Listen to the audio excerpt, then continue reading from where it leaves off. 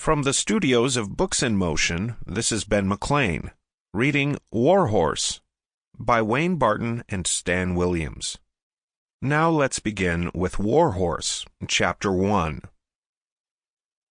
Stepping off the train in Lodestone, the man and woman might easily have been taken for a minister and his wife. They were just of a height, though the woman was not tall. The man's somber broadcloth coat and black brigadier hat struck the right note of solemnity, and the woman, pale and fluttered in her blue whipcord traveling suit, might have been worried about facing the ladies of a new congregation. But Tom Sturdivant wasn't a minister, and the holstered bulge beneath his coat wasn't a Bible. Below the brim of his stiff new hat, pale eyes and a clipped gray mustache gave his face a sternness only slightly relieved by the smile he directed at the woman. He reached to help her down the steps, then leaned near to catch her words through the hiss of steam. "I'm sorry, I shouldn't have asked you to come," she said. "Please, go back." "It seems a small thing," Sturdivant answered. He looked at her. She was no longer quite young, no longer quite pretty, though there was a deeper beauty about her that he didn't miss.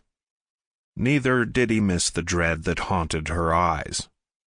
"You've invited me to walk you home, and now I'd like to do that."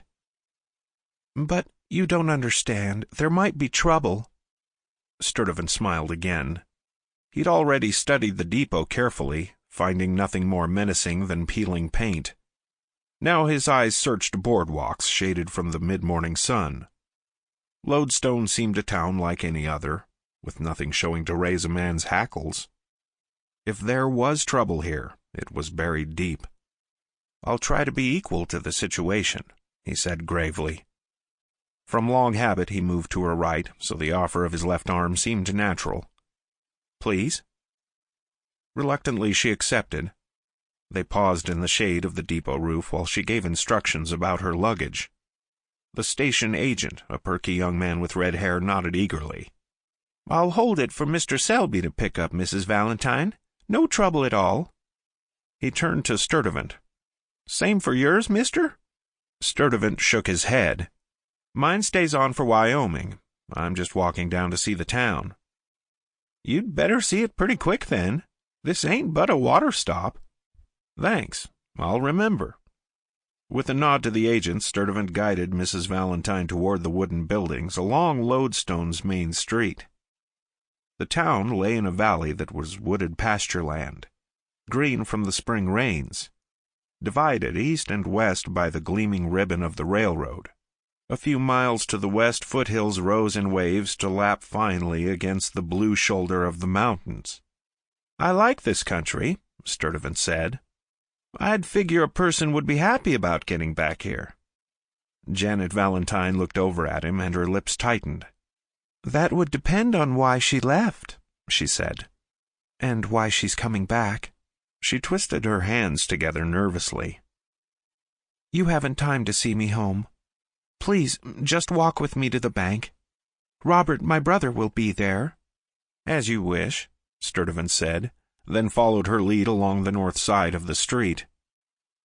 They trod the echoing boardwalk without speaking, Sturdivant occasionally nodding and touching his hat to a passer-by, conscious of the ripple of interest that followed their progress. Janet Valentine kept her eyes downcast, determinedly unaware of the stares and whispers. They'd crossed the grandly named Gold Boulevard and stepped up on the boardwalk when their way was blocked. Two men were sitting in chairs tilted back against the unpainted wall of a saloon. The nearer one, a skinny and sunburned kid hardly out of his teens, watched the couple idly, his hand stroking the butt of his holstered revolver. The other man seemed older and on better terms with the son, but his face was mostly hidden by the hat slouched over his eyes. Both had their feet propped on the outer railing of the walk. Mrs. Valentine inclined toward the street, but Sturdivant steered her firmly ahead. "Excuse me," he said quietly. "We'd like to pass." Indolently, the older man nudged his hat up so he could see the couple. "Why, sure, dude." He gave a grunting laugh. Sample complete.